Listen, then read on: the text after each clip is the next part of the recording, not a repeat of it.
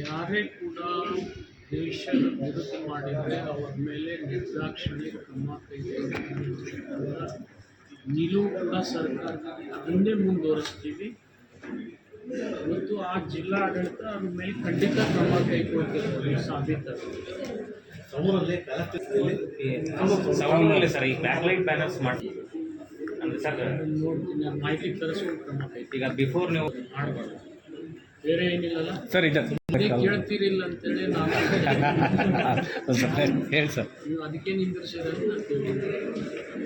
ಗಣೇಶನ ಉತ್ಸವ ಬಾಲ್ ಗಂಗಾಧರ ತಿಲಕರು ಮಾಡಿದ್ದು ದೇಶದ ಜನ ಒಗ್ಗೂಡಿಸ್ಲಿಕ್ಕೆ. ಆದರೆ ದುರ್ದೈವಶ ಈ ಗಣೇಶನ ವಿಸರ್ಜನೆ ವಿಷಯದಲ್ಲಿ ಈ ರೀತಿ ಭಿನ್ನಾಭಿಪ್ರಾಯ ಉಂಟಾಗೋದು ಆಗಬಾರ್ದು ಅನ್ನೋದು ನನ್ನ ಕಳಕಳಿ.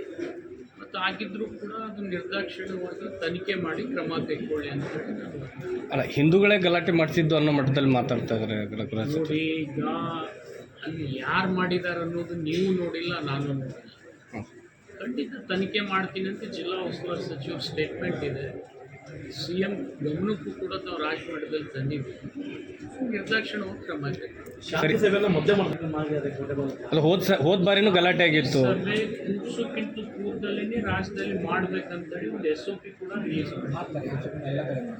ಮಾಡಿದ್ದೀವಿ, ರಿಲೀಸು ಮಾಡಿದ್ದೀವಿ. ಸರ್, ಈಗ ಜಿಲ್ಲೆ ಕೆಲವೊಂದಿಷ್ಟು ನಿಮ್ಮ ಜಿಲ್ಲೆಯಲ್ಲಿ ನಿಷೇಧ ಆಗಿದೆ, ನಮ್ಮ ಜಿಲ್ಲೆಯಲ್ಲಿ DJ ಇಟ್ಟುಕೊಂಡೇ ಮಾಡಿದ್ದಾರೆ. ನೀವೇನು ಉತ್ತರ ಹೇಳ್ತೀರಿ? ಹಳ್ಳಿಗಳಲ್ಲಿ ಕೊಡ್ತಾರೆ, ಸಿಟಿಯಲ್ಲಿ ಕೊಡ್ತಿಲ್ಲ, ಗಣೇಶನ ಸಮಸ್ಯೆ ಆಗ್ತಾ ಇದೆ. ನೋಡ್ರಿ, ನಮ್ಮಲ್ಲಿ ನಿಮ್ಮ ಜಿಲ್ಲೆ ಕೆಲವು ಜಿಲ್ಲೆಯಲ್ಲಿ ಬ್ಯಾನ್ ಆಗಿದೆ ಕೋರ್ಟಿನ ಆದೇಶ. ನಮ್ಮ ಉತ್ತರ ಕರ್ನಾಟಕ ಕೆಲವು ಜಿಲ್ಲೆಗಳಲ್ಲಿ ಅನುಮತಿ ಕೂಡ ಕೊಟ್ಟಿದೆ. ಎಲ್ಲರೂ ಕೂಡ ಶಾಂತಿಯುತವಾಗಿ DJ ತಗೊಂಡೋಗಿ ಮಾಡಿ ಮುಗಿಸಿದ್ದಾರೆ. ಈಗ DJ ಬೇಕು ಅಂತಿದ್ದಾರೆ, ವಿಸರ್ಜನೆ ಮಾಡಲ್ಲ ಅಂತ ಕೂತಿದ್ದಾರೆ. DJ ಎಷ್ಟರ ಮಟ್ಟಿಗೆ ಇರಬೇಕನ್ನೋದು ಸುಪ್ರೀಂ ಕೋರ್ಟಿನ ಒಂದು ಆದೇಶ ಇದೆ. ಅದಕ್ಕೆ ಅನುಗುಣವಾಗಿದ್ದರೆ ಕೊಟ್ಟೆ ಕೊಡ್ತಾರೆ. ಸರ್, ಬಂದೆ ಎಷ್ಟು ಡೆಸಿಬಲ್ ಇರಬೇಕನ್ನೋದು SP ಹೇಳ್ತಾರೆ. ಪೊಲೀಸ್ ಇನ್ಸ್ಪೆಕ್ಟರ್ ಅದೇ ಹಾರ್ಟ್ ಅಟ್ಯಾಕ್ ಪೊಲೀಸ್ ಇನ್ಸ್ಪೆಕ್ಟರ್ ಅದನ್ನ ಅವ್ರಿಗೆ ಅಲ್ಲ, ಪೊಲೀಸ್ ಅವರಿಗೆ ಸತ್ತೋದಾಗ ಬದುಕಿದ್ದಾರೆ ಅಂತ ಪರಿಸ್ಥಿತಿಯಲ್ಲಿ DJ ಬೇಕಾ? ಏನದ್ರಿಂದ ಇಲ್ಲ, ಹಿಂದೂಗಳು ಬೇಕು ಅಂತಿದ್ದಾರೆ ಸರ್.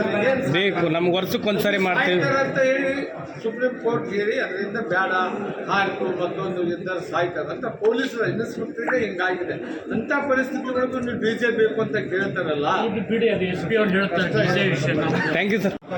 ಕೋರ್ಟ್ನಿಂದ ಬ್ಯಾನ್ ಆಗಿದೆ, ನಮ್ದಲ್ಲ ವೈಯಕ್ತಿಕ. ಸ್ವಲ್ಪ ನೋಡೋಣ, ಹಾಗೆ ಬಿಡಿ. ಕೋರ್ಟ್ನಿಂದ ಆಗಿದ್ರೆ ನಾನು ಖಂಡಿತ ಪರಿಶೀಲನೆ ಮಾಡ್ತೀನಿ.